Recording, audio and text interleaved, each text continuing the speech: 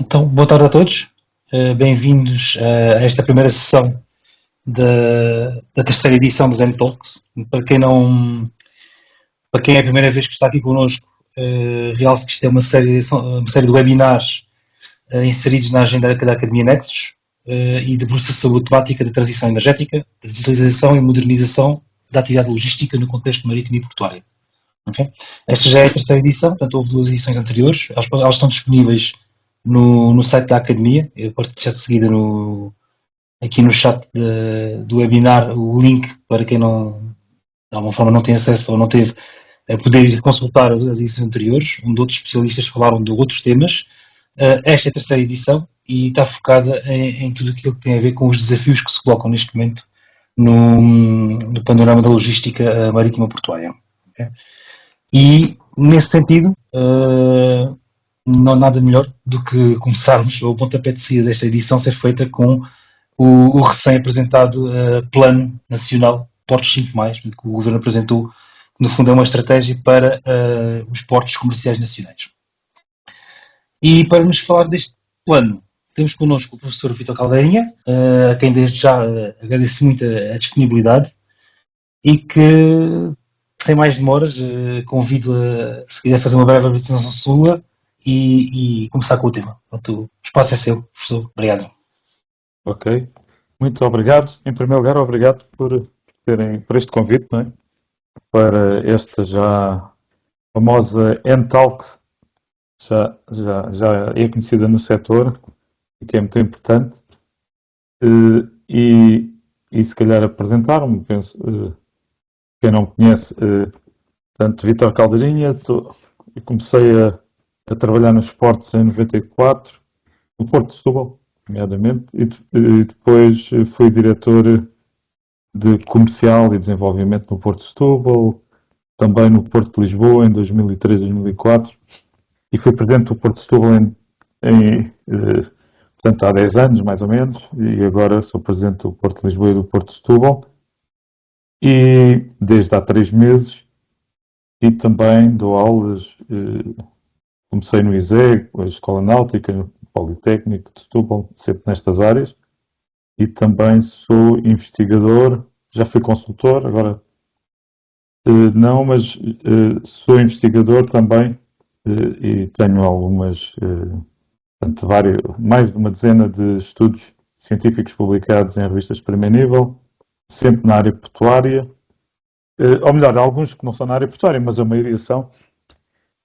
E de facto sou interessado destas áreas, destas vertentes portuárias e logísticas.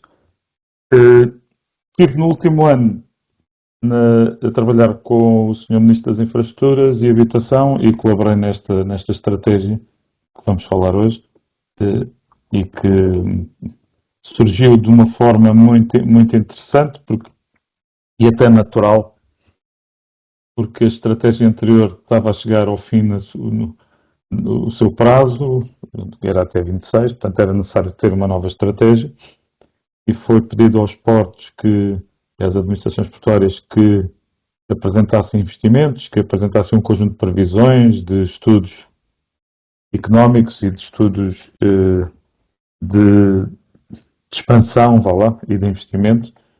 E esse conjunto de projetos foi depois compilado nesta estratégia, ou seja, isto é o somatório desses projetos, mas com uma lógica, em especial de acelerar o investimento e de acelerar o investimento em especial privado através de concessões, e para isso foi alterada a legislação das concessões para passar o prazo máximo de 30 para 75, de forma a poder atrair e concretizar este plano de uma forma mais fácil e mais rápida. O investimento nos portos em Portugal tem estado um bocadinho parado e pelo menos na última década, desde que houve a crise financeira, e também o próprio tráfego decresceu, pelo menos desde 2017, e a ideia, como vamos ver, é fazer nos próximos anos aumentar o tráfego, aumentar as capacidades, aumentar o investimento e ter 5 objetivos que vamos ver quais são. alguns deles são conhecidos e em todos os setores, e nos portos também a nível mundial. Por exemplo, a digitalização, a descarbonização, mas esses não são o principal objetivo, ou seja, temos que ter esse objetivo de descarbonizar e de digitalizar, mas o principal objetivo tem que continuar a ser o navio e a carga e ter capacidade de responder às capacidades, portanto, a parte da hardware, os equipamentos, os cais, os terraplenos e, no fundo, a atividade em si tem que ser o principal motivo, não é? E são um principal motivo desta estratégia. Os outros são, vá lá, não menos importantes, mas bem depois, portanto, por isso, os 5 mais, e o primeiro é precisamente este objetivo de crescimento. Mas vamos passar então à apresentação. Eu ia só perguntar, as perguntas são só no fim ou podem interromper? Como é que funciona? No fim, sim, no fim. No fim, Guardamos tá no bem, final ok. para poderem fazer as perguntas. Ok. Penso que já estão a ver agora, certo? A apresentação? Sim. Sim, pronto. Esta apresentação tem aqui 2 fases, uma que tem slides e estão em inglês, e depois a segunda vai ser mais uma conversa, falar um pouco em mais detalhe, não é? Aproveitei esta porque está em inglês, que é muito, muito interessante, e é uma apresentação até, vá lá, entre aspas, roubada da apresentação oficial do próprio governo, porque acho que é a melhor forma de mostrar esta estratégia. E, portanto, isto começa aqui com Portugal, está pronto, está em inglês, mas falei em português, obviamente. Portugal, portanto, está pronto para dar as boas-vindas aos líderes, portanto, armadores líderes e ao mercado, no fundo, do shipping e não só. Aqui também se pretende dar as boas-vindas a mais armadores e a mais cargas, não é? Portanto, com o quê? Com portos mais competitivos, mais inteligentes e mais verdes. Portanto, é precisamente esta a estratégia e portanto, o que se pretende aqui é que Portugal se torne, de facto, um gateway atlântico que tem potencial, mas que é importante e tem já muita coisa concretizada, mas é importante reforçar e aumentar a concretização desse potencial. Deixa-me só pôr a ver se consigo passar isto.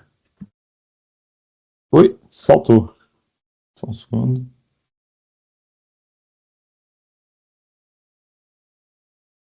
Oh, não estou a conseguir passá-los, mas... já percebi. Estou no último. Estava aqui a ver os... Isto é igual ao primeiro. É possível. Ok, agora sim. Estão a ver agora, não é? Certo? Tá. Ok, obrigado. Portanto, a própria estratégia em si começa com a situação dos portos portugueses, qual é o ponto de começo, não é? São volumes em estagnação e até pior, em decréscimo, como se vê aqui. Em 97 em 2017 eram 96 milhões, depois em 23 estava 83 milhões de toneladas.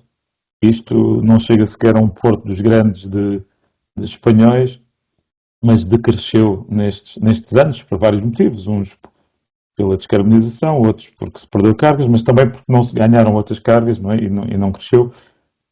E depois em 24 teve aqui um novo crescimento para 91 milhões. Mas pronto, isto embora até a estratégia anterior pretendesse chegar aos 125 milhões, de facto não foi possível e ficou-se aqui em 24 pelos 91 milhões de toneladas. Isto quer dizer que são portos que, em termos de movimento, e o movimento dos portos vê-se em toneladas, seja quais forem os motivos, são portos que não aumentam, não é? No entanto, este setor está também em mudança, não é? E quer com o aumento da carga containerizada a nível mundial, embora já não tanto como aqui há umas décadas, mas continua a aumentar.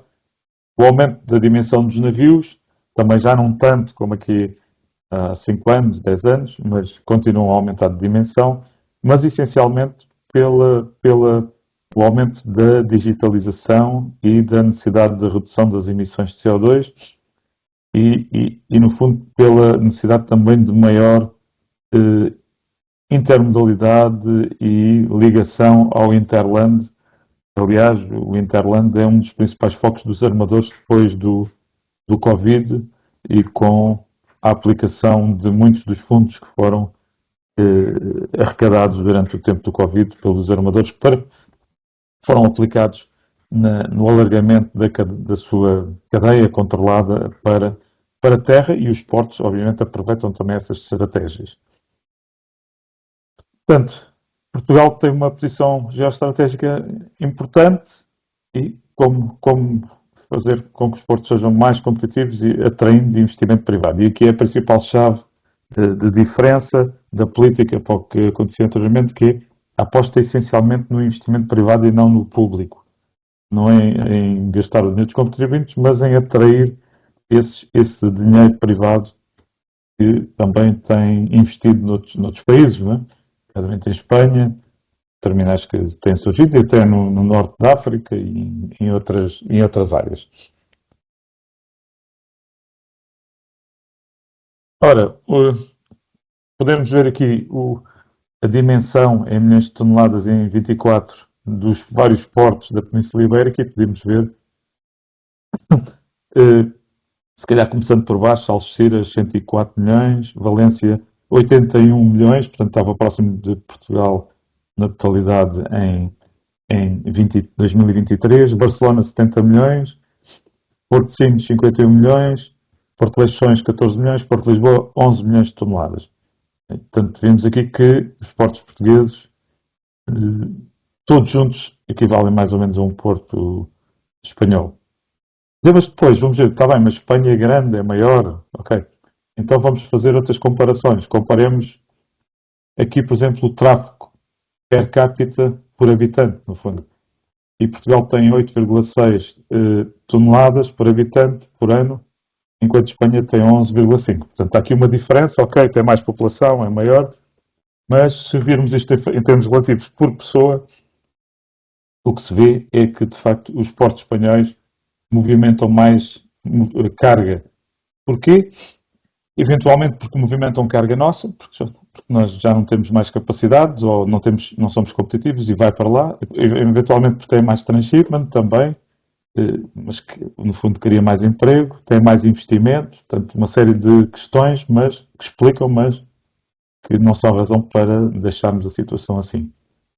A outra questão, por exemplo, no índice de conectividade marítima, Portugal com um índice de 183 face a 426 em média em Espanha. Portanto, aqui, no fundo, Portugal não tem a conectividade que a Espanha tem, mesmo em termos médios. E se compararmos depois, não está aqui, mas se compararmos porto a porto, verificamos também essa diferença, que é bastante grande. Portanto, Espanha tem 558 milhões de toneladas e Portugal tem 91 milhões de toneladas. Há uma diferença também de dimensão, mas o que verificamos é que per capita há ainda um caminho a percorrer aqui de Portugal nesta questão do tráfego.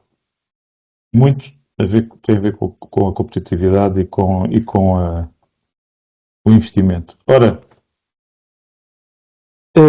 o que se pretende é essencialmente fazer o investimento em Portugal para atrair, quer dizer, o Portugal cresce naturalmente, a sua população até tem crescido, o consumo também tem crescido, mas não é só por aí que justifica depois um investimento e um aumento do movimento. Pode ser também o transshipment, mas é também carga que hoje em dia vai para os portos espanhóis e que podia vir para os portos portugueses, e que é carga portuguesa, ou carga que vai por caminhão para a Europa e que poderia andar em transporte marítimo e que devia andar em transporte marítimo e poderá vir, e mesmo carga espanhola, porque não carga espanhola, de Espanha que vai por portos espanhóis e que poderá, se forem mais competitivos os portos portugueses, poderá passar a utilizar portos portugueses.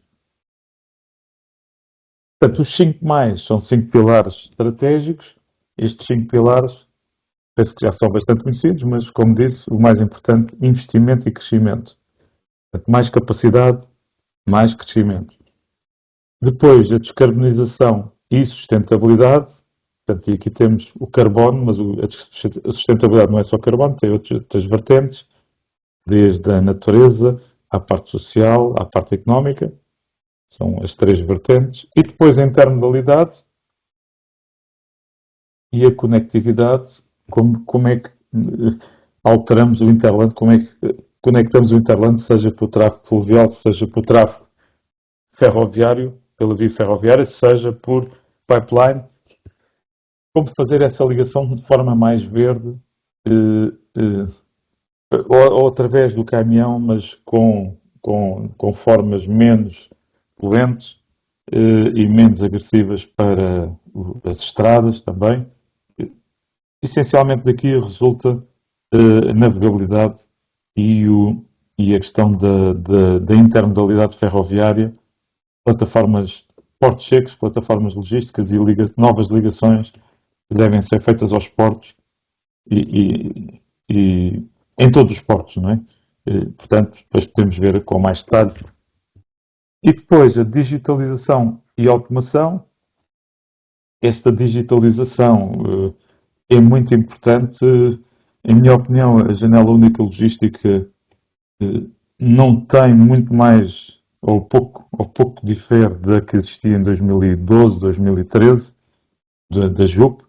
Há que avançar mais, ver o que os outros portos estão a fazer, o que acrescentaram em termos de automação e digitalização nos seus sistemas comunitários portuários e trazer esses serviços. Não vale a pena inventar a roda, buscar as melhores práticas e trazer para Portugal e, de facto, desenvolver a digitalização. A primeira coisa é o que se está a fazer agora, pelo menos em Lisboa. Setúbal não existia, o ensino já existia até em 2013, já existia, penso isso, que é a ligação dos terminais à janela única logística, ao sistema portuário.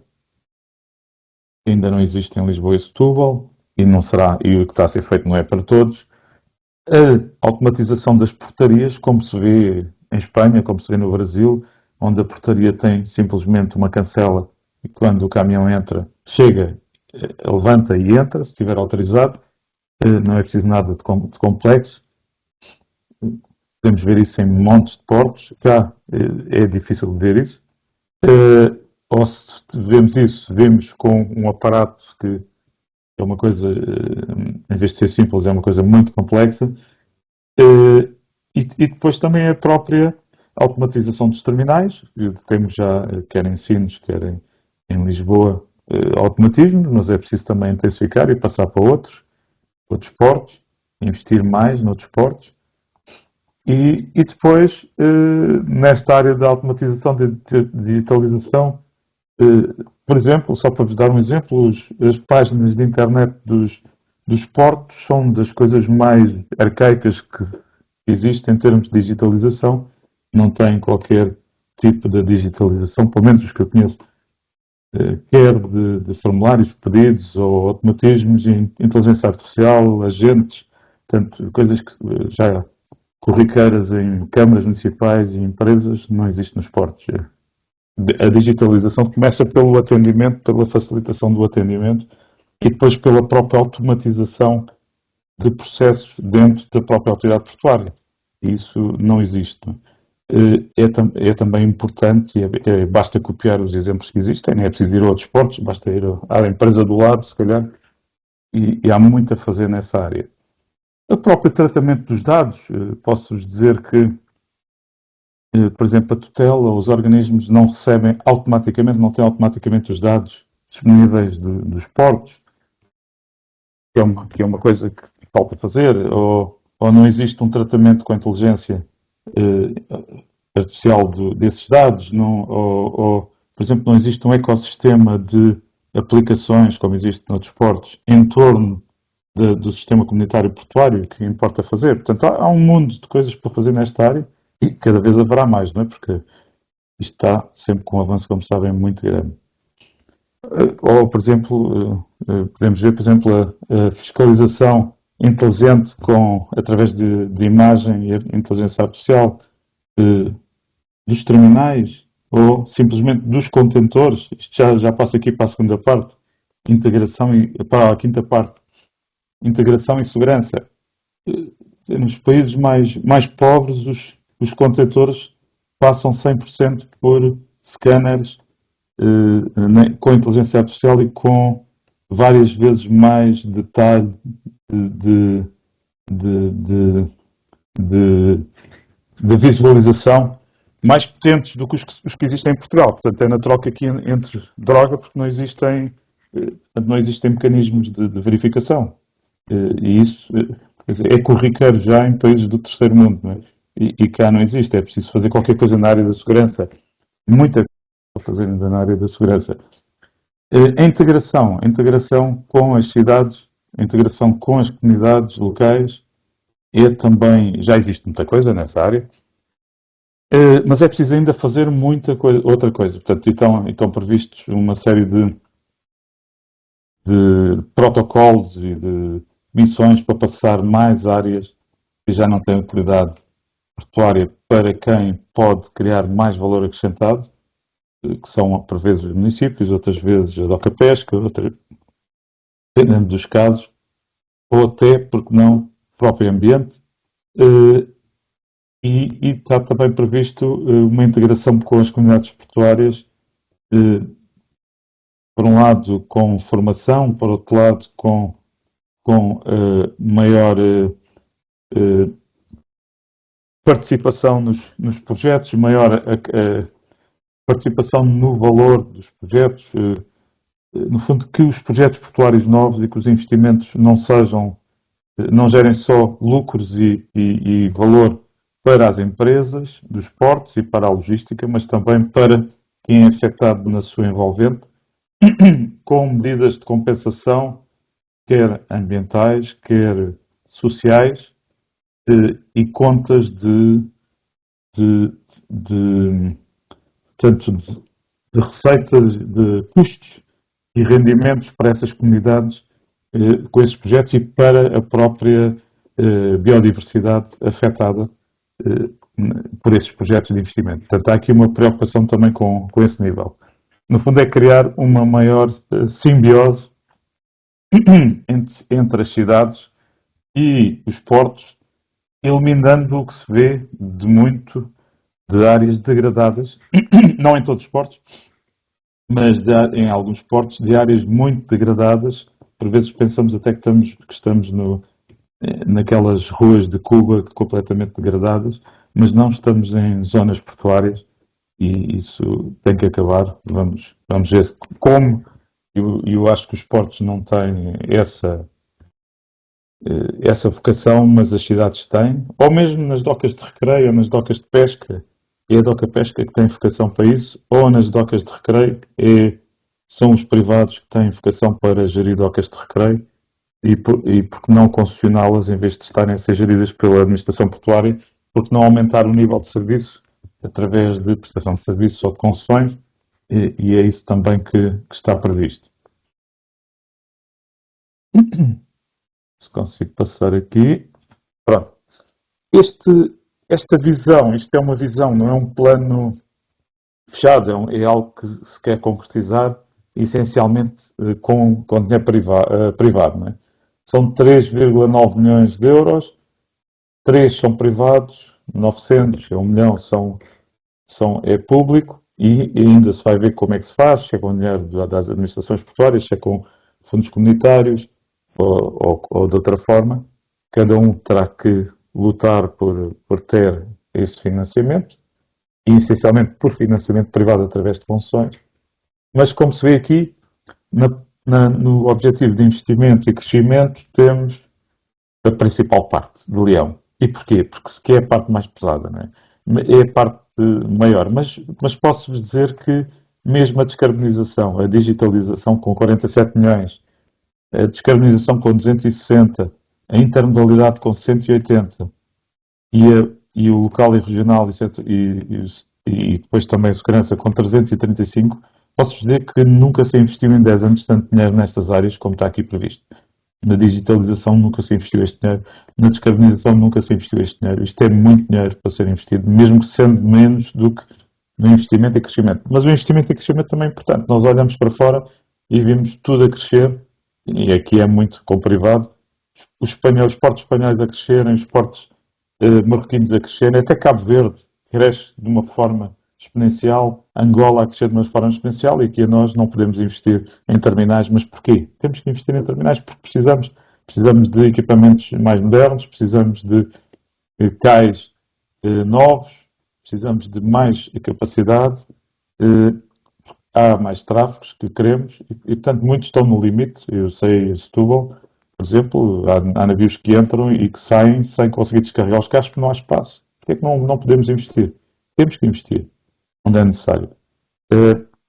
Ou na SAPEC, onde já não há capacidade também para os navios descarregarem para os projetos que existem. Estes são os que eu conheço melhor, mas existem outros, certamente para o país inteiro. Leixões também tem esse problema e os navios vão para a Espanha. Portanto, há que investir, já se devia ter investido. Portanto, já é tarde. Aqui neste investimento e crescimento, 3,1 milhões, mil milhões, temos a expansão do Porto de Sines com o terminal Vasco da Gama. Depois temos e a expansão do Porto de Sines, por um lado, com o terminal atual, e depois o terminal Vasco da Gama, também em Sines. A expansão de Leixões, com o novo terminal. O Porto de Lisboa, investimento no Porto de Lisboa nos vários terminais, em especial na Silotagos e na Solvena, mas também no terminal do Barreiro, nos terminais da Zona Oriental e essencialmente aí. E depois Aveiro e Figueira, também com investimentos, quer nas acessibilidades, quer em terminais. Setúbal, Shipyard, a Lisnave, não é? Tem que ter um investimento grande porque precisa e em princípio vai ter um concurso. Em Viana, a expansão do Porto de Viana, também Setúbal, a expansão aqui com o Holland Roloff e com o terminal SAPEC. E o Onshore Power Supply, depois aqui já no Descarbonization, Onshore Power Supply, que é a ligar as fichas elétricas ao navio, que é preciso investir bastante e nunca foi feito este investimento, como agora está previsto. É muito investimento nesta área. Equipamento de eletrificação. O LNG em Sines e hidrogênio também tem aqui investimento num terminal, e este é o porto ideal para tudo isto, para fornecer bancas de LNG e para movimentar produtos de hidrogênio. E a produção elétrica também em todos os portos, que tem que ser desenvolvida, primeiro em comunidades, quer primeiro na produção, quer depois em comunidades para vender e para partilhar essa produção verde. Mas também em intermodalidade, por exemplo, com a navegação do Douro, mas a navegação também do Tejo, mas também as ligações e as plataformas e portos secos em Leixões, mas também na Guarda, mas também na zona de Lisboa e ligações. Portanto, temos aqui e depois em Sines também, onde é preciso uma série de investimentos, e temos que, de facto, temos aqui 3,9 mil milhões de investimento nestas áreas. Pronto, isto está aqui distribuído, aqui vê-se melhor, é exatamente o mesmo, mas podemos ver aqui até já mais algum detalhe. Por exemplo, vamos ver o que é que não dissemos há pouco. O LNG, isto também foi falado. Aqui temos o detalhe da intermodalidade, os acessos a Sines, terminal de Leixões, ferroviário, o acesso em Setúbal, ferroviários, a navegação do Tejo, os terminais também ferroviários em Aveiro, na Guarda, pronto, e outros portos. E depois, na digitalização, data centers, digital twins, smart ports, digital gates, e Aveiro, Lisboa, Setúbal, Figueira, cibersegurança, grande aposta, essencialmente em Sines, open data, Portanto, e depois local, navegação do Douro, e depois investimentos em Matosinhos, Leixões, nas zonas ribeirinhas de Lisboa, na zona de limites com a zona urbana, Setúbal também, Aveiro, docas de recreio, etc. Em especial privado, Aveiro também, uma nova marina e Viana do Castelo. Portanto, temos aqui um conjunto de investimentos grandes que a maior parte serão concessão e a maior parte deles já estão em andamento. Portanto, são os maiores, se calhar são os mais difíceis, mas aqui o Vasta Gama e Leixões são os mais complexos, mas a maior parte dos restantes já estão em andamento ou são inevitáveis. Portanto, são boas notícias e penso que vai ser possível fazer todos estes investimentos nos portos, como estão aqui, depois com uma certa distribuição. Claro que os que têm o maior investimento previsto são Sines e Leixões, mas depois também temos Setúbal e Lisboa, Aveiro, Figueira de Ouro, Viana de Castelo e até Portimão.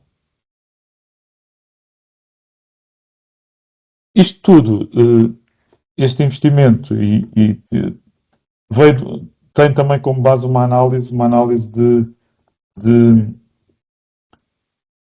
vocações, não é? Portanto, vamos lá ver, vamos investir em tudo, em todo lado, ou vamos investir só naqueles onde é mais importante? É que quando não há coordenação, todos os portos querem investir em tudo, acham que são importantes em tudo e os recursos são escassos, depois, no fundo, depois não se faz nada, não é? Que é o normal. Como todos querem fazer tudo, nada se faz porque não existem recursos para tudo, nem interessados. Obviamente que é importante a concorrência, mas esta definição de vocações penso que é muito interessante porque mostra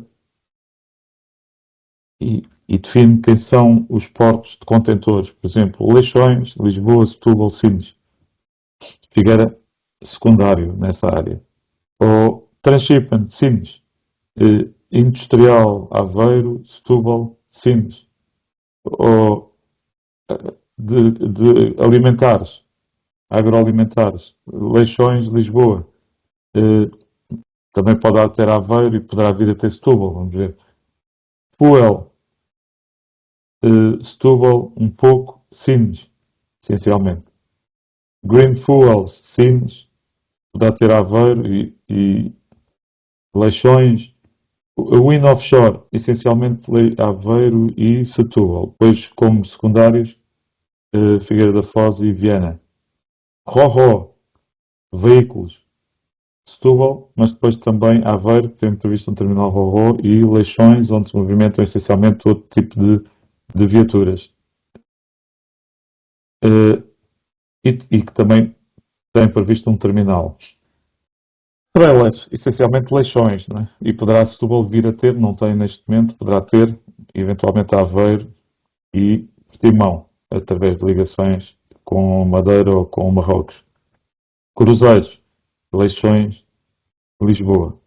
Poderá o Douro também tem cruzeiros, embora em ligação, e depois também Portimão. Portanto, tem aqui um panorama de quais são as principais vocações dos portos. Não é?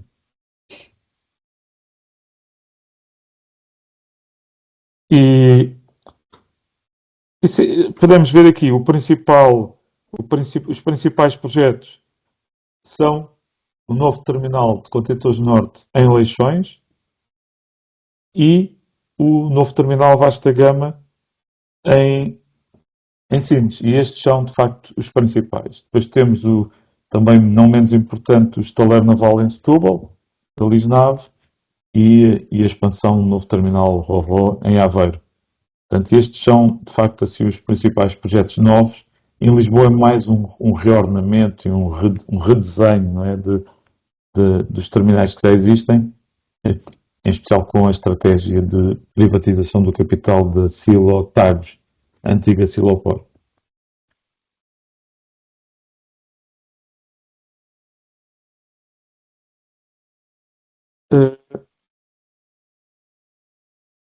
Estes slides aqui têm estes pilares, no fundo, tem aqui já falámos um pouco deles, não é?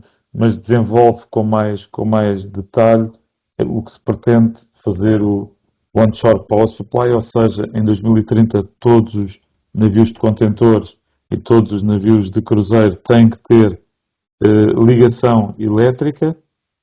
Eh, as comunidades de energia, os portos devem ter todos comunidades de energia. O LNG deve existir LNG para bancas de navios, tem que haver alguma forma um ponto onde as barcaças possam abastecer e depois abastecer os navios em Sines, mas também nos outros portos. E o metanol e o amónia são também, esses e outros que surjam, não é? São também importantes e tem que haver algum fornecimento no fundo, de hidrogênio para navios através destes ou de outros combustíveis limpos. Não é? E depois a eletrificação 100% dos portos com equipamentos elétricos, gruas elétricas, que não está ainda. Não é? E pretende-se fazer 100% isso nos próximos 10 anos. Depois, a área intermodal de Leixões, a área intermodal de Aveiro, melhorar os acessos ferroviários a Aveiro, Setúbal e a Leixões, melhorar os acessos ferroviários e rodoviários a Sines, já estão a acontecer muitos deles, desenvolver e concessionar o Porto Seco da Guarda, alargar os canais para a navegabilidade do Douro e do Tejo. No caso do Tejo, temos uns milhares de caminhões a andar pelo meio da cidade e pelo meio da cidade, pelo meio das estradas em torno da cidade e alguns até pelo meio da cidade, ali em Alcântara, e que é preciso reduzir drasticamente, até se quisermos aumentar o tráfego no Porto de Lisboa, é preciso reduzir esse movimento, e esse movimento tem que passar inevitavelmente para o comboio, mas o comboio não chega, não tem capacidade, portanto terá que ser com a navegabilidade do Tejo, e o Tejo será a futura autoestrada verde autoestrada verde da cidade de Lisboa, para onde irão entre 1/3 a 50% dos caminhões que hoje andam em redor.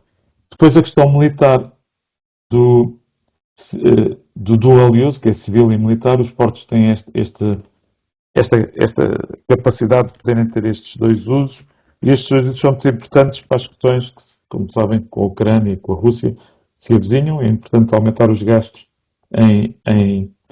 na parte militar, e o que está previsto são Sines e Setúbal como portos militares e com investimento substancial nestes portos, nesta área, em diversos projetos, quer das cidades ferroviárias, melhorar os acessos e todo, permitir a passagem do equipamento militar, mas também investir nos terminais para permitir que as embarcações possam descarregar ou carregar todo o equipamento militar que seja destinado ou a Portugal ou a outros países através de ferrovia. Pronto, na digitalização há pouco também já fui falando, mas vou estar aqui a falar. As portarias 100% digitais e simplificadas, e se possível, com scanners nas saídas 100% para 100% dos contentores, e com inteligência artificial e com um pixel muito, muito pequenino para poder ver exatamente o que lá está, que é o que acontece noutros países.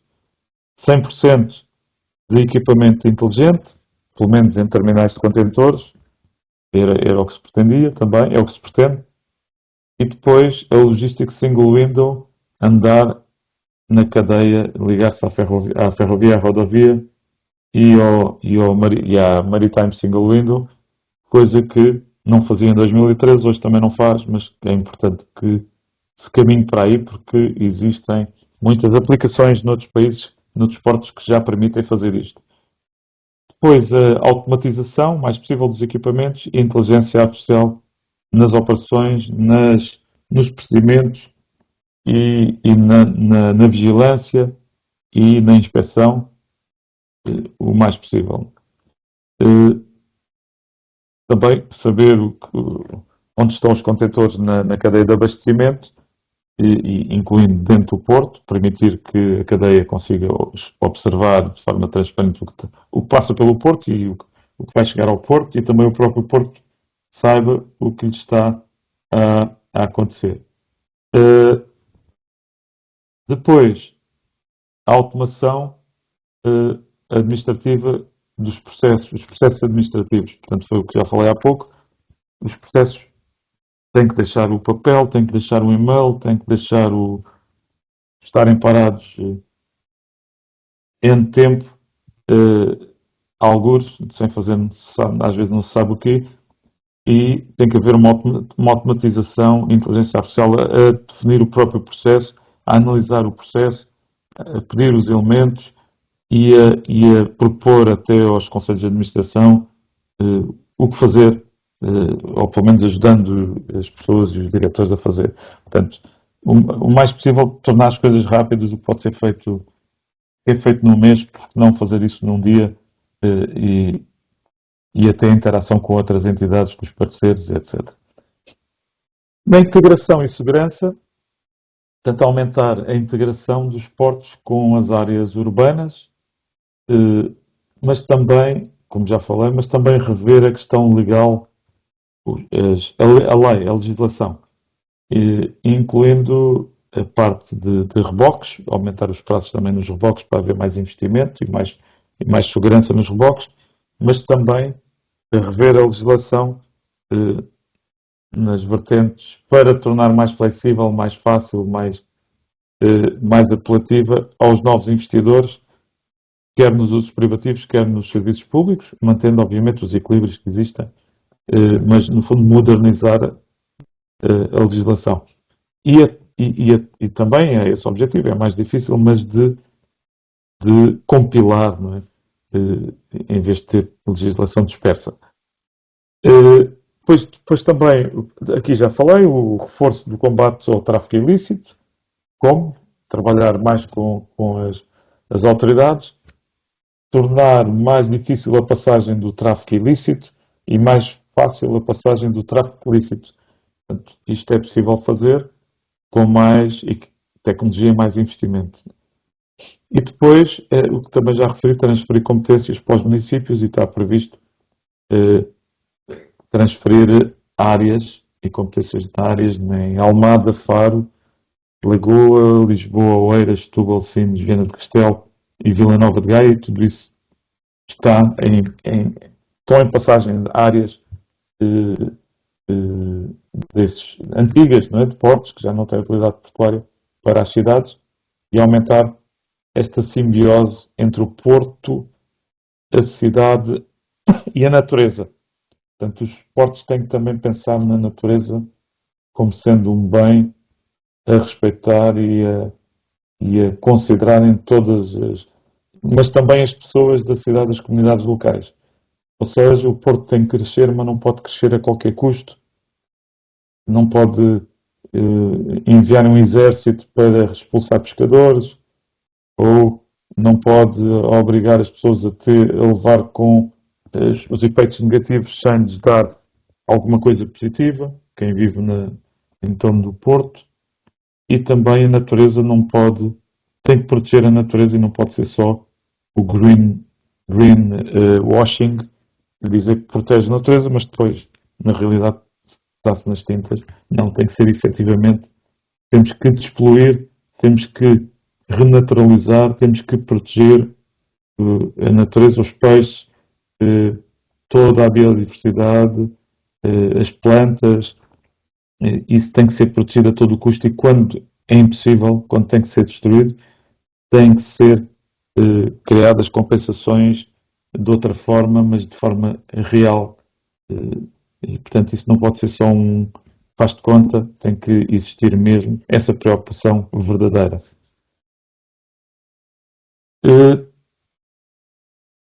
Pronto, a distribuição dos investimentos previstos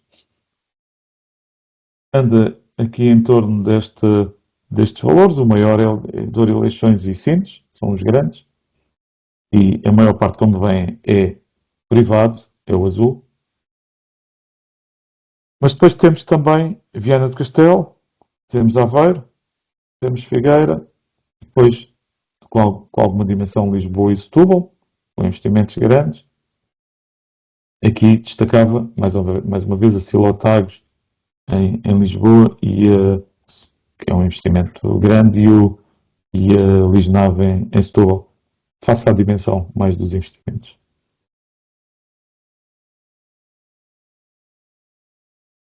Portanto, outras questões é manter e garantir autonomia às administrações portuárias para realizarem os seus investimentos. Portanto, isto pretende-se fazer uma coordenação nacional, mas também que as administrações portuárias tenham autonomia. E depois já foi criado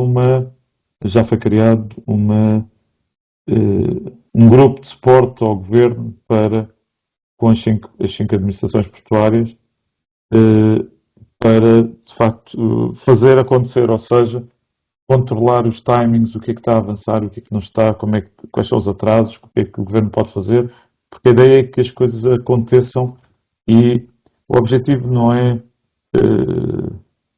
apenas ver se estão a fazer o que deve ser, se não estão a fazer, é ver se as coisas estão mesmo a acontecer, ou seja, se os concursos estão a ser lançados, qual é a fase, o fazimento de cada concurso, se os investimentos estão a ser feitos, definir quais são os investimentos estratégicos, definir e levá-los para a frente, e todo o resto que está previsto também fazer com que avance.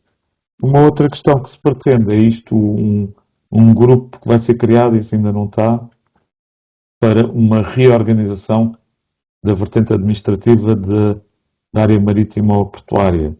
Ou seja, antigamente existia o IPTM, que tinha, no fundo, fazia a administração marítima ou portuária. Depois todas as competências se dispersaram por N organismos e, no fundo, nenhum dos organismos tem todos muitas competências, mas nenhum faz e as toma. E o governo, por exemplo, não tem ninguém que tome conta destas competências em nenhum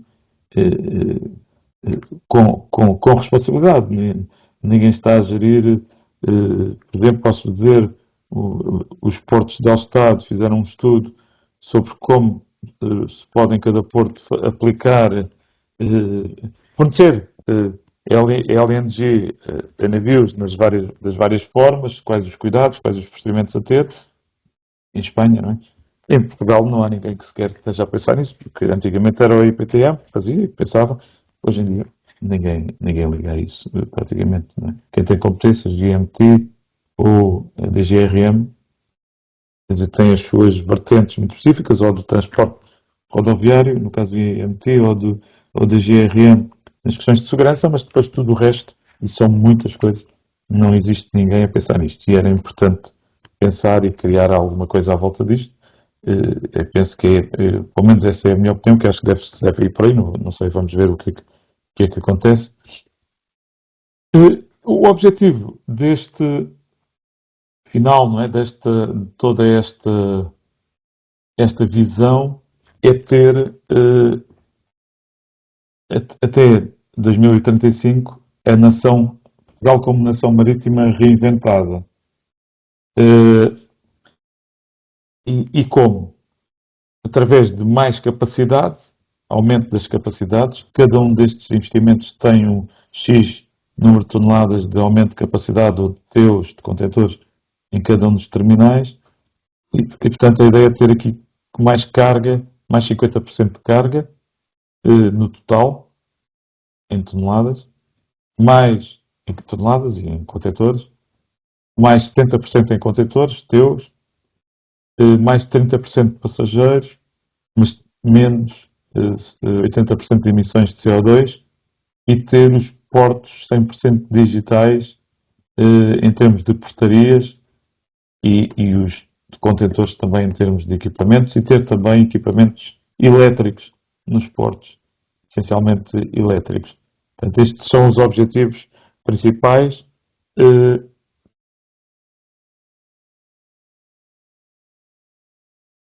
E eu agora ia só retirar aqui a apresentação.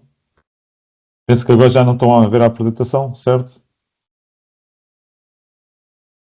Ainda Mas estamos, ainda, ainda mas estamos. ainda. Sim. Ainda estão? Espera lá, esperem lá. Então vá. Aqui. Agora já não. Já não, não é? Exatamente. Muito bem. Só aqui preparar o que tinha aqui. Pronto. Eu agora tenho só para acabar. Nós temos, não sei quanto, depois das perguntas, quanto tempo é que será bom, professor, para 15 minutos, se calhar, não é? Tendencialmente, sim, 15, 20 minutos. 15, 20 minutos, já bem. Então mais 10 minutos, mais 15 minutos e acabo aqui. Eh, pronto. O que eu queria aqui ainda falar. Eu acho que este é uma questão muito interessante nesta estratégia, que é a definição de princípios orientadores. E estes princípios, no fundo, guiam os gestores públicos dos portos e todas as pessoas que trabalham nos portos, e pretendem guiá-los em termos de princípios, o que é que devem atender, não é? Isto não vale tudo, é preciso respeitar estes princípios e também a própria estratégia, e até mesmo para as entidades, não é? Quando lidam com os portos.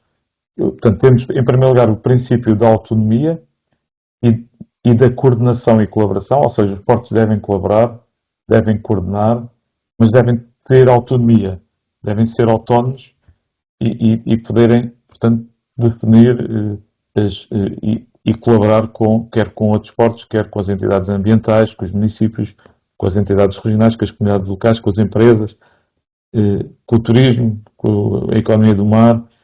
Portanto, esta colaboração, o princípio da colaboração, mas também da autonomia, é muito, muito importante. O princípio porque muitas vezes os portos viveram de costas voltadas para todas estas entidades, para os municípios, para as comunidades, para tudo, não é? Portanto, é importante sempre reafirmar este princípio. Depois, o princípio do planeamento e do desenvolvimento económico articulado. Ou seja, os portos não podem andar no dia a dia a fazer uma coisa hoje, outra coisa amanhã e depois não fazem nada a longo prazo. Os portos são infraestruturas de muito longo prazo, demoram muito tempo a pensar, a construir e depois demoram tempo também, têm uma vida útil grande e portanto eles têm que haver planeamento, as coisas têm que ser planeadas com 5 a 10 anos. Portanto, quando os portos não planeiam e não dão os passos que são necessários, começando 5 anos antes ou 10 anos antes, nunca fazem nada. Portanto, e o princípio do planeamento é fundamental para o desenvolvimento do porto. Se não se planear, se não se desenvolver, se não se derem passos, os portos definham porque não investem, não lançam concessões no fundo, não executam a sua principal função, não é? Que é desenvolver e apoiar a economia. Depois, o princípio da viabilidade financeira. Os portos devem ter viabilidade financeira, não estão lá para gastar dinheiro do Orçamento de Estado. Podem, num caso ou noutro projeto, ser necessário ir buscar fundos comunitários ou ir buscar Orçamento de Estado, mas eles próprios são empresas, devem ter viabilidade, os projetos devem ter viabilidade, deve-se encontrar forma de viabilizar. Por isso, os privados são aqui chamados, precisamente, um dos objetivos não é só trazer dinheiro, é também, se o privado não estiver interessado, é porque o projeto não tem interesse. Portanto, o projeto tem que ser viável e, para isso, os privados são o melhor algodão, não é? Para ver se o projeto vale a pena ou se não vale a pena. Obviamente que há projetos que têm efeitos económicos e não são rentáveis, esses têm de ser as autoridades portuárias ou o Estado, mas na a maioria deles, e mesmo esses, devem ter uma viabilidade mínima, não é? Existe até nos portos uma frase de um professor holandês que dizia: nos portos devemos construir com a natureza e não contra a natureza. Quer dizer, não se pode gastar dinheiro em coisas que são contra a natureza, porque são muito mais caras e tornam os portos dependentes do orçamento de Estado, e o dinheiro, em vez de ir para os hospitais, para as escolas, vai para portos quando se podia construir com a natureza, que é o que se faz no norte da Europa. Portanto, é isso que deve ser feito. O princípio da competitividade e concorrência, ou seja, podemos regular, portanto, a concorrência deve ser feita pelo mercado ou no mercado, deve haver sempre concorrência. A regulação é sempre pior do que a concorrência, é melhor ter a concorrência a regular do que ser a autoridade portuária a regular, porque muitas vezes ou é inexistente, ou é capturada, ou tem dificuldade em regular, e a concorrência é o melhor. Existem várias entidades em concorrência, é o melhor para aumentar a eficiência, a competitividade, a produtividade, a qualidade dos serviços. Portanto, a concorrência é de facto um princípio fundamental. Depois, o princípio também da sustentabilidade e da transição energética, este está ligado à descarbonização, mas também ao valor partilhado com as comunidades locais. A sustentabilidade tem também esta questão social e das comunidades locais. Há que partilhar valor, há que dar alguma coisa, não retirar só áreas. Tem que haver aqui um equilíbrio também com a proteção ambiental e o bem-estar social das populações.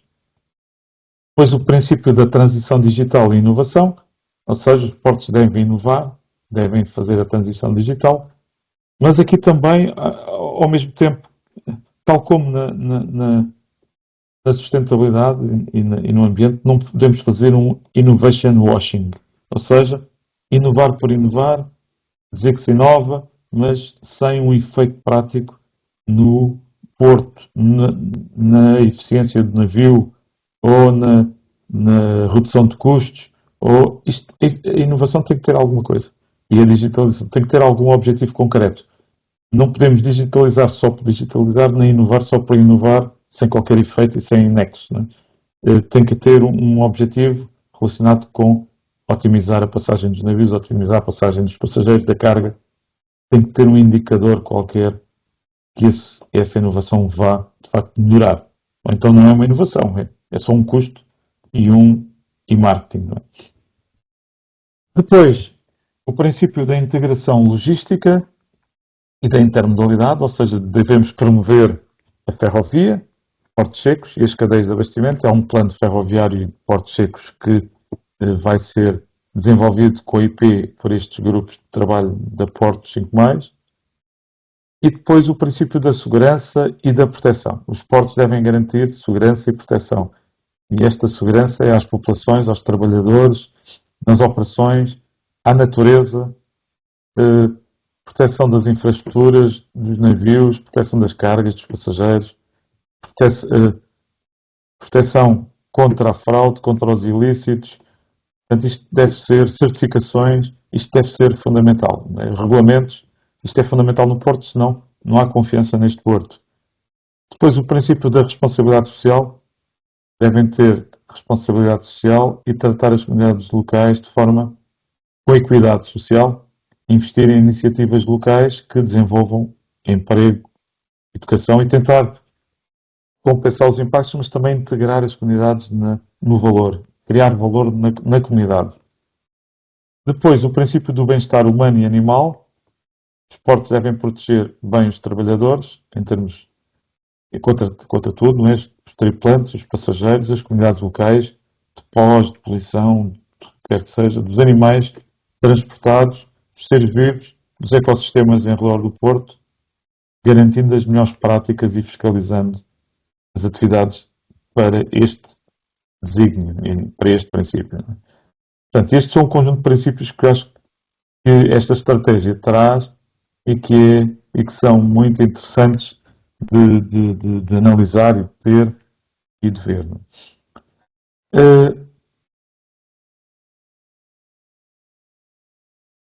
Pronto, essencialmente em termos, se calhar até aqui mesmo para acabar, este e depois as concessões.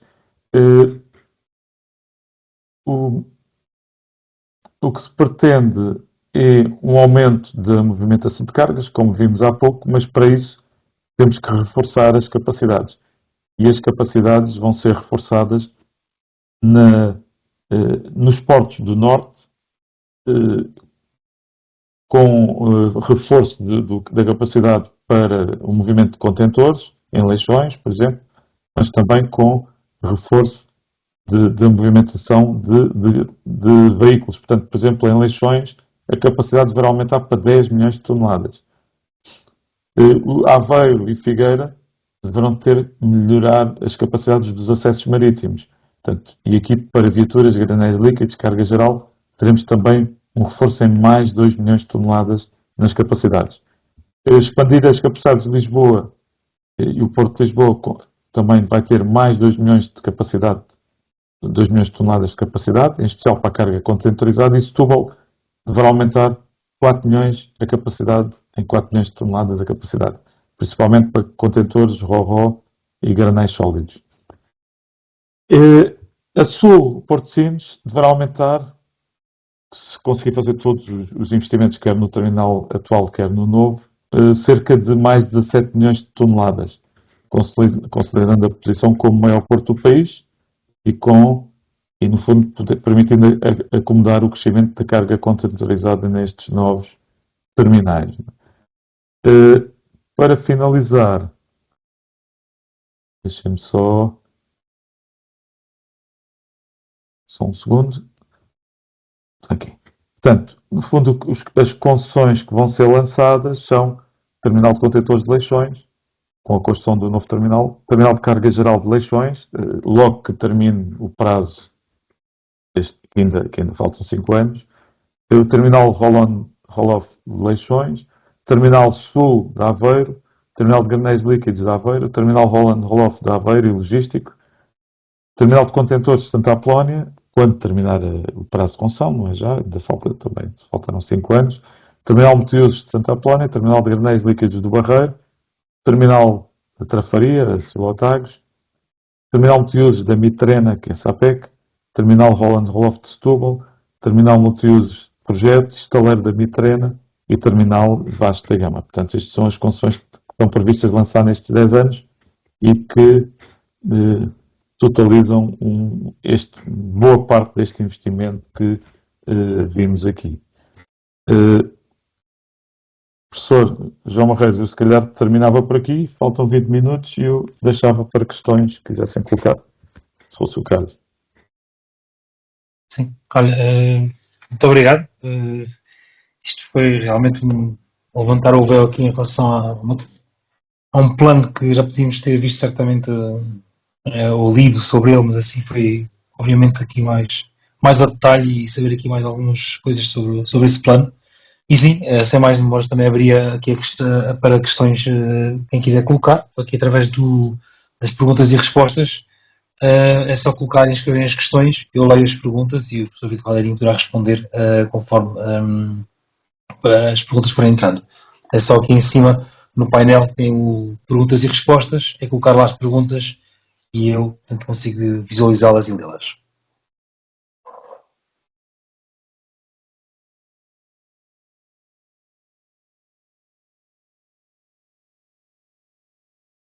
Ok, já tínhamos entretanto uma questão já colocada há cerca de 20 minutos,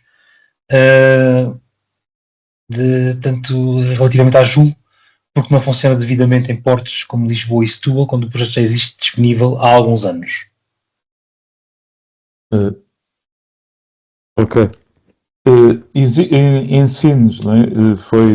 Desenvolveu-se rapidamente essa ligação. Aliás, foi desenvolvido essencialmente em Sines, penso eu, não conheço em detalhe, se calhar até estará aí alguém que conhece melhor e que eu já vi, mas penso que com o terminal 21, não sei se com os outros terminais, mas em Aveiro e Leixões é mais simples porque eles têm portarias únicas, portanto as próprias portarias são das autoridades portuárias, não existem portarias separadas. Lisboa e Setúbal são estuários muito grandes, com terminais espalhados, cada um com a sua portaria, e é muito mais, tem muitos terminais, não é? Quando falamos de Lisboa e Setúbal, estamos a falar de cerca de 25 terminais, andará à volta disso, 25 terminais espalhados. Portanto, a complexidade é muito maior, a diversidade e a dificuldade para... e também não existia um módulo já desenvolvido para para ligar estes terminais. É que cada terminal tem especificidades diferentes, não é? Portanto, isto está a ser desenvolvido agora, até já há uns meses, e não é algo fácil. E só com os terminais de contentores, depois teremos que passar para os outros terminais de granéis, de usos privativos e de carga geral, e o software não está preparado para isso. Mas é importante que eles estejam ligados, não é? Porque, quer dizer, uma Joule que se pretende ligar à cadeia logística não liga aos próprios terminais, portanto é algo de estranho, não é? Tem que ligar, é obrigatório. Também não tenho resposta para isso. Não tive nessas funções, não é? Talvez alguém, não sei se está aqui, eu sei que está aí o Cláudio, não sei se ele pode falar, ou estava, pelo menos há pouco, mas talvez ele saiba, pá, eu não conheço o porquê não aconteceu, sinceramente não conheço em detalhe. Temos aqui mais uma questão. Portanto, é citado aqui um link de uma notícia onde refere que a Espanha também está a investir fortemente e, portanto, de que forma é que nós podemos, com este investimento que está planeado para os esportes nacionais, combater ou fazer face àquilo que é o investimento que a Espanha está a fazer. Sim, Espanha está a fazer, mas eu agora não tenho aqui os números, mas já tive e já os vi.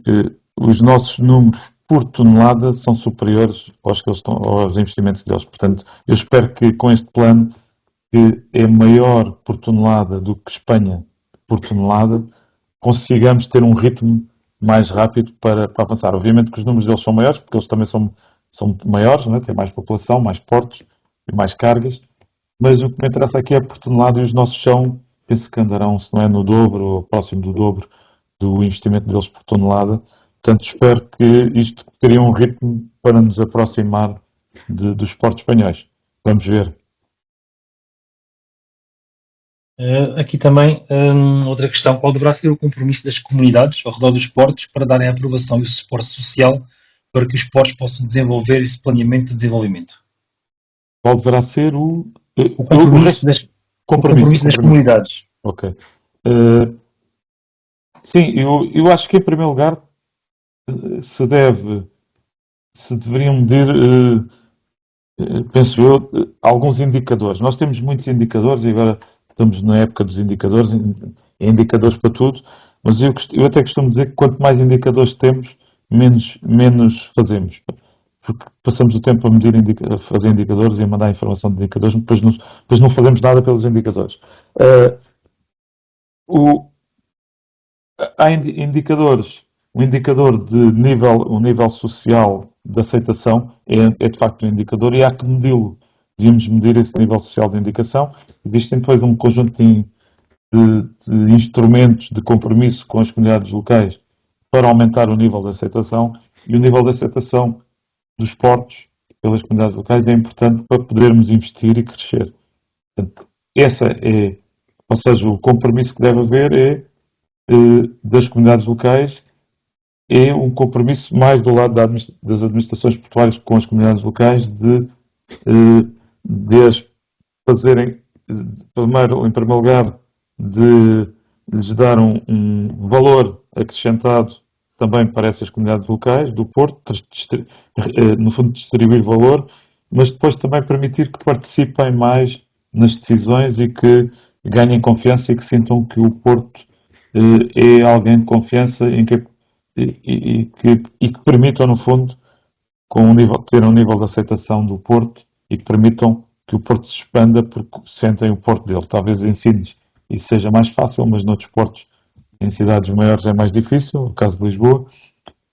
Mas eu estava a dizer, medir indicadores, porque temos o nível de aceitação social, temos o nível de emissões de carbono nos escopo 1, 2 e 3, mas depois temos também o nível. Eu acho que é muito bom ter às vezes um indicador, o nível de biodiversidade junto dos portos, que se está a aumentar, se está a diminuir com o que fazemos, e o nível de poluição junto aos portos e dos próprios rios, e depois ter planos para aumentar esses indicadores. Não é?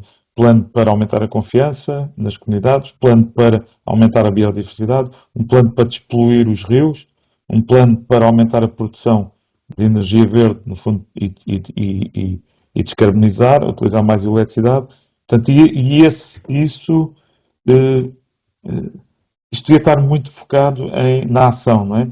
Em 3 ou 4 indicadores e não 100, e depois a ação para esses indicadores, qual é a ação e com medidas de melhoria desses indicadores. Isso ainda não está a ser feito, acho que tem que ser feito. Não respondi só à questão, mas fui um bocadinho mais longe. Obrigado. Tem mais uma questão na questão da eletrificação. Se existe alguma forma de quantificar o consumo dos navios quando atracados e também refere aqui a questão de qual é que é o investimento que vai ser feito em termos de redes e sistemas de gestão das OPS para evitar picos de consumo. E bem, isso já são coisas muito específicas, não sou engenheiro de eletrotécnico, mas eu sei que os navios de cruzeiros consomem muito mais do que um navio de contentores ou outro, mais pequeno, a um ferry. Portanto, os consumos são completamente diferentes, estão tipificados, agora não sei de cor, as necessidades são completamente diferentes, os custos de investimento para uns e para outros não têm nada a ver, subestações e cabos, enquanto noutros por vezes nem é preciso nada. E agora, responder às questões técnicas, não consigo, não sei bem como é que vamos. Eu nem percebi bem a última pergunta, a última questão, a última parte. Tinha a ver com o investimento a ser feito em sistemas de gestão das OPS para evitar picos de consumo. Pronto, bem, sinceramente não consigo responder, mas é interessante, certamente. Ok. Mais uma questão aqui mais virada para a melhoria das prestações dos portos, em que refere que, portanto, quando a maior parte das pessoas diz esta questão, ou qualquer utilizador do porto, aponta sempre como principal impedimento para estas melhorias o funcionamento das autoridades, em especial da AT e da DGAV. Como é que a estratégia Portos 5 mais enquadra este problema? Muito bem. Esse é um tema que, portanto, esta estratégia é essencialmente das infraestruturas, não é? E dos portos, mas foi criado a AT foi criado um grupo de trabalho para os portos de Lisboa e Setúbal, que eu penso que poderá depois, um dia deste, ser alargado a outros portos, e que funcionou muito bem para melhorar as atividades. Um grupo alargado até com o governo, isto foi público e acho que funcionou muito bem. E de facto essa interação é fundamental. Portanto, temos que ter muito mais interações, nomeadamente com a AT.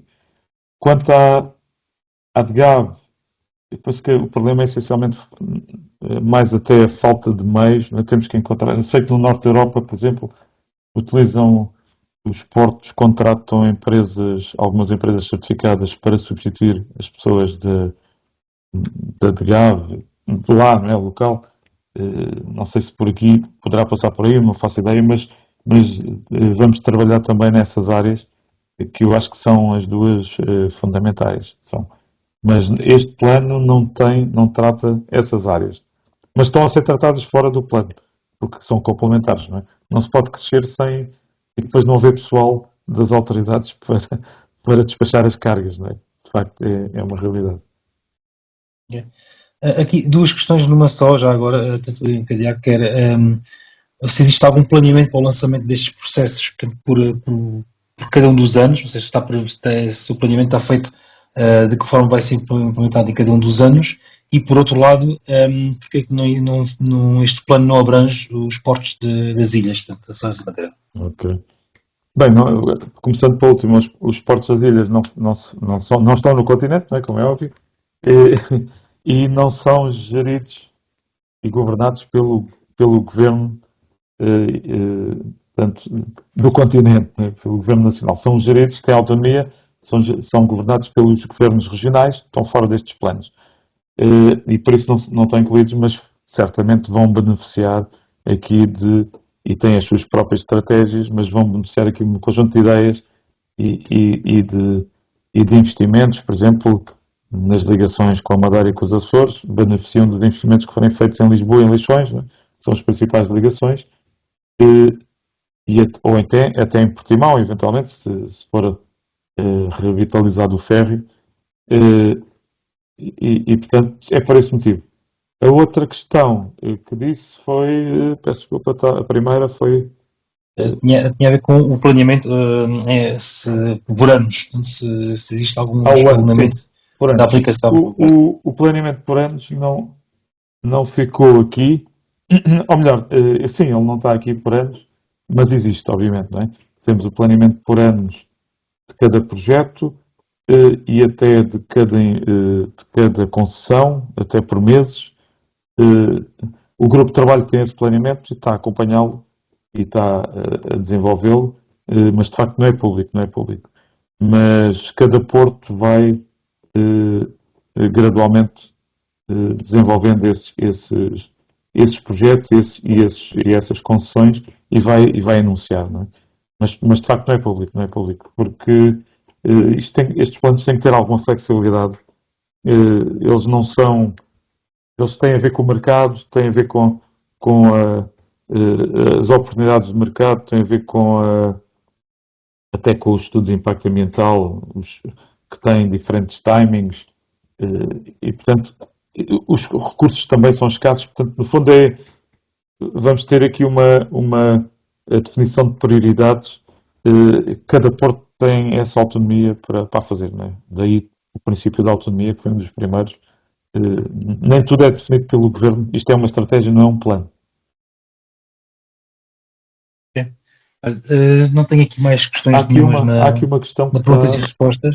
da Maria Sabino, que está Na aqui, perguntas e respostas. está aqui nas mensagens, que é Tem na conversa. Ok. na conversa. Há estratégias definidas atualmente para inserir a cultura de inovação nos esportes. Como está esse processo? A cultura de inovação nos esportes, não há uma estratégia definida para isso, mas pretende-se definir uma estratégia, ou seja, sabemos que a estrutura do Porto o Porto, em muitos sítios, em muitos portos da Europa, a administração portuária pode juntar, aglomerar e desenvolver, ajudar a desenvolver as estratégias de inovação, até mesmo dos terminais, e portanto a ideia é criar esses.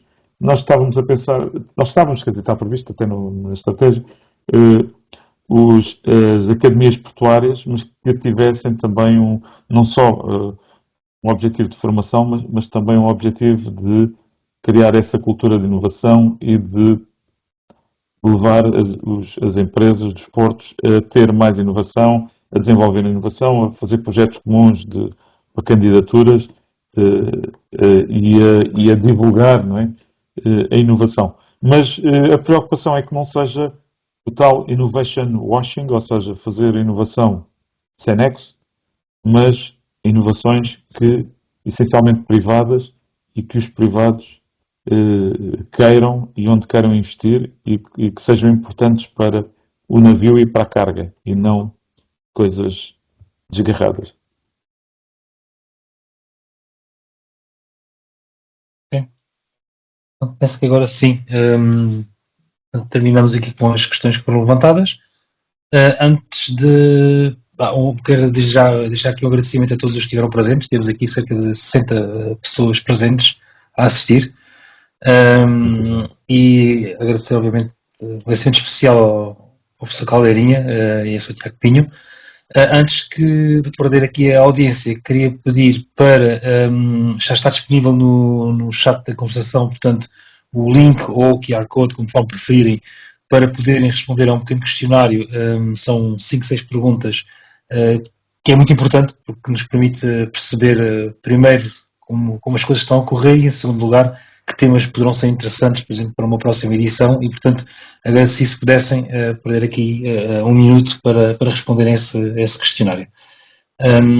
Também dizer que no próximo dia 10, portanto, na próxima segunda-feira, estaremos cá novamente a falar sobre Open Source. Portanto, teremos cá o Andrés Nestrader, que é o fundador e CEO da Open Logistics Foundation, e que virá falar, portanto, como a criação e disseminação de soluções logísticas colaborativas e abertas ajudam, no fundo, as empresas a poderem competir onde têm que competir e colaborarem onde têm que colaborar e, no fundo, conseguem ter